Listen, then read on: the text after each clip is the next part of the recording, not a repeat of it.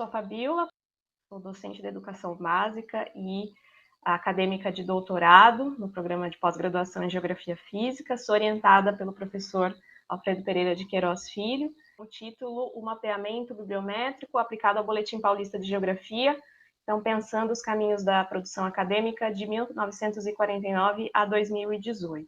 Todo estudo temático tem um conteúdo científico, esse conteúdo deve ser resgatado, deve ser trazido ao centro das análises, dos debates e dos novos encaminhamentos gerados a partir do pensamento científico, da crítica, da validação, da refutação ou da concordância dos objetivos, das hipóteses, das descobertas, no âmbito epistemológico de trabalho, né? Todo e qualquer avanço na área científica está ligada constantemente a um acompanhamento e a um próprio avanço epistemológico, como bem colocou nosso professor Antônio Carlos Robert de Moraes.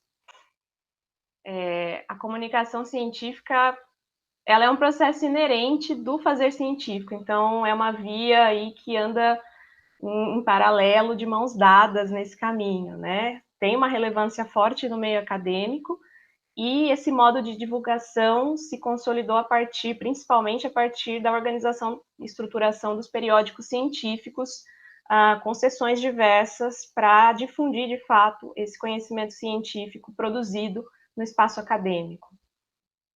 O objetivo em si do trabalho, da pesquisa de doutorado, do trabalho, da tese, é examinar a produção científica dos artigos que estão no Boletim Paulista de Geografia, o nosso BPG, de 1949, o ano de fundação, até 2018, a partir de diversas unidades de análise. Então, citações, autores, os editores durante esse intervalo de tempo, as representações de gênero, os tipos de referências bibliográficas utilizadas. De forma bem sintética, o mapeamento bibliométrico ele é uma ferramenta, né, uma técnica consolidada a partir de ferramentas que tem por objetivo estudar a estrutura dinâmica dos campos científicos. O nosso querido BPG, né, a nossa publicação pioneira no departamento, na própria geografia da USP, na geografia, ouso dizer, nacional. Então, publicada desde o ano aí de 1949, né, no contexto da regionalização da seção paulista da AGB, a partir do momento em que ela começa a ter um encaminhamento mais regional. A nossa metodologia segue basicamente os estudos e as ferramentas desenvolvidas pelos holandeses, o Van Eck e o Altman, da Universidade de Leiden. São aplicadas algumas técnicas de mapeamento para todo esse quantitativo de informações, pensando numa análise métrica das citações, das unidades de análise, das citações e de todas as outras unidades citadas que estão contidas nos artigos do BPG. As ferramentas utilizadas no trabalho, na tese, vão propiciar essa análise métrica, principalmente a partir dos artigos, né? Os artigos são o coração ali da pesquisa, contidos no BPG, e a partir da utilização de alguns softwares alinhados à ciência da informação e utilizados para essas análises métricas. O Publish or Perish, que vai nos auxiliar a partir das citações de acesso aberto, uma vez que o BPG tem acesso aberto, né? Seu acervo foi recentemente digitalizado, e o VOS Viewer, que nos possibilita, a partir desse compilado de informações sobre citação e outros levantamentos, a produzir o mapeamento, o mapa bibliométrico propriamente dito. Ele vai trazer, de fato, a observação e a possibilidade de análise das tendências contidas a partir das métricas inseridas no contexto. Então, esse mapa em tese aqui traz os autores dos artigos mais citados numa linha temporal, que coloca aqui o artigo do professor Milton Santos como um dos mais citados nesse contexto, né? Sociedade e formação.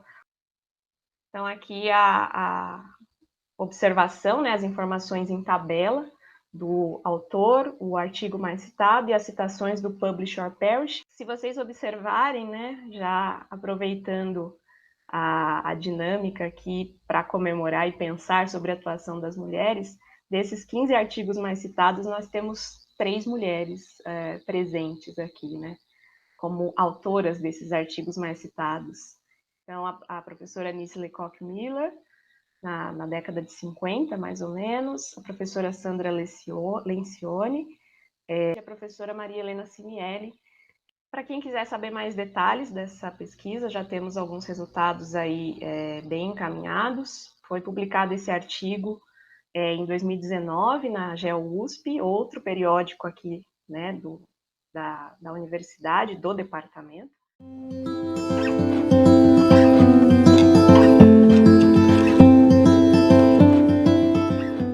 Eu coloquei essa citação aqui que traz, né, essa abordagem. As mulheres fazem parte da produção do conhecimento, o ser humano, né, faz parte, mas no âmbito feminino, nosso desafio a partir da presença e dessa adequação, dessa ocupação mesmo do nosso espaço de fala, a nossa luta de fazer parte do processo de produção do conhecimento geográfico, do conhecimento científico, e em específico na geografia, esse viés geográfico, a partir da dicotomia entre espaço público e privado, pode transmitir, apesar de parecermos muitas ali, né, pode transmitir uma ideia equivocada de que o mundo acadêmico atual já eliminou, já superou as possíveis desigualdades de gênero.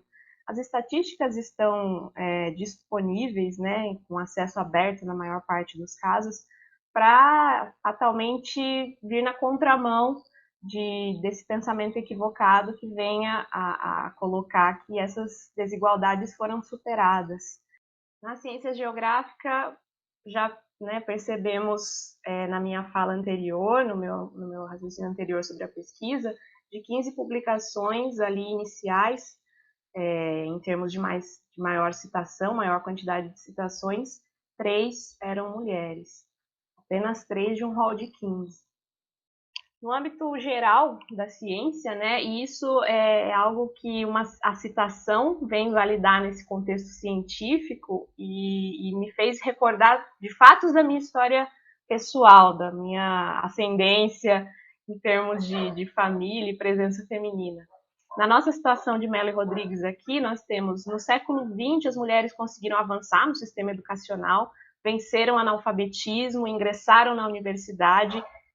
Aqui o período de análise século XX, então 100 anos, um século para conseguir esses feitos.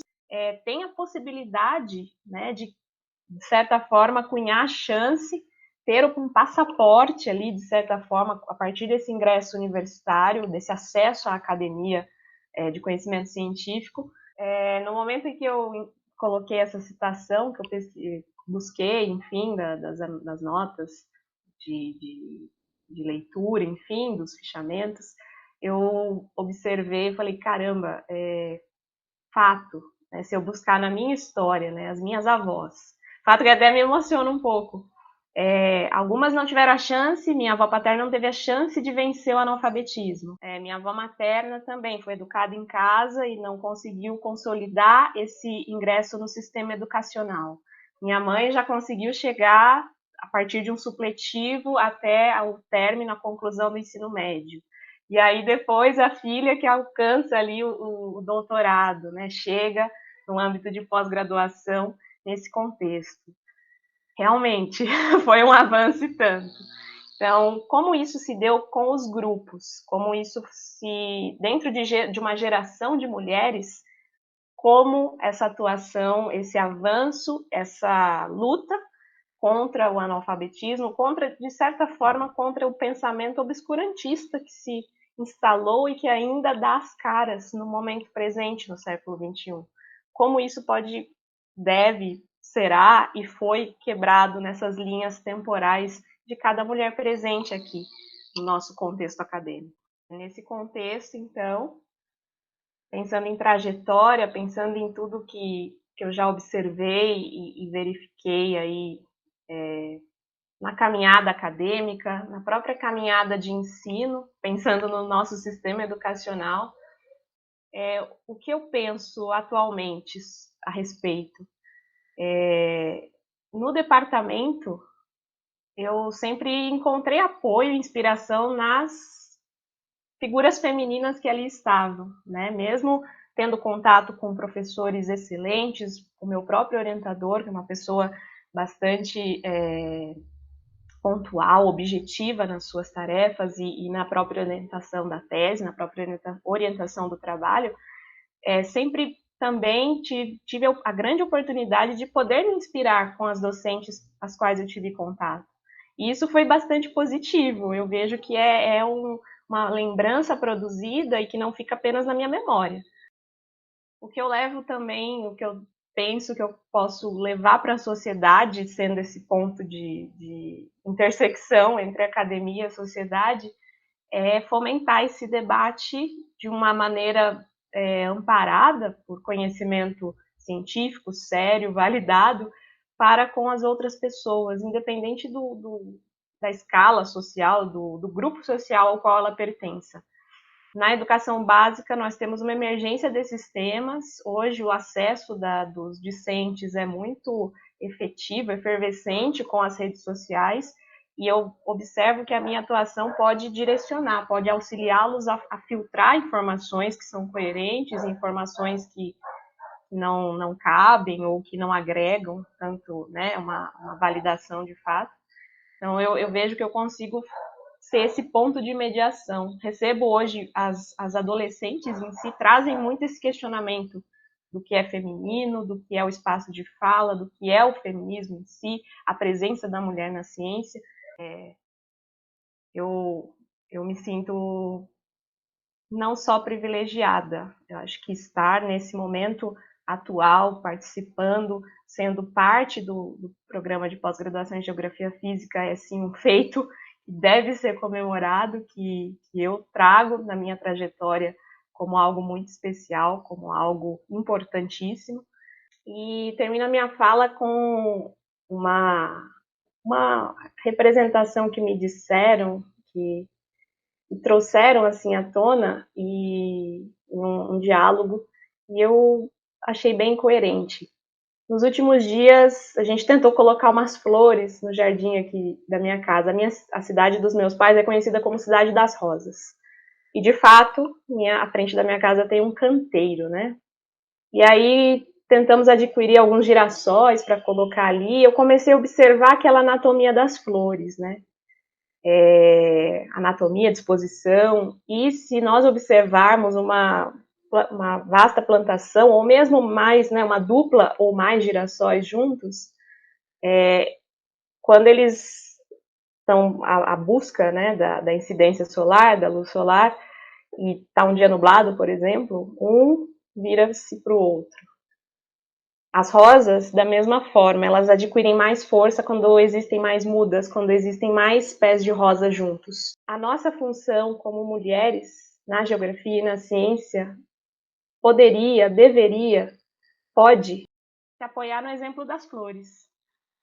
Cada uma delas observando-se, voltando para o seu par, para a sua colega, para a sua companheira, para a sua amiga, para a sua inspiração, para a sua familiar também, né, mulher, para criar essa rede, para criar esse fortalecimento. Eu percebo que se nós tivermos esse funcionamento parecido com o das flores, com algumas espécies de flores, como as rosas, ou principalmente os girassóis, nós teremos um caminho de maior e melhor enfrentamento em conjunto.